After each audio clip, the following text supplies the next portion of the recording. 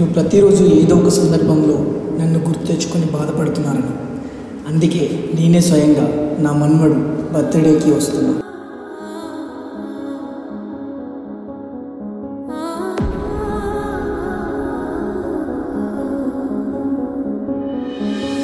అమ్మమ్మో నేనేమి వింటేనమ్మా, వాకిళ్ళ నిలిచింది వాస్తవమా, ఇన్నాళ్ల గాయాలు మాయమమ్మా, అచ్చంగా ఈ రోజు నాదేనమ్మా, కన్న ప్రాణాలు ఉల్లాస తోరణమాయేనమ్మా, కంటి చెమ్మల్లోనూ నేను సంతోష ఛాయలమ్మా,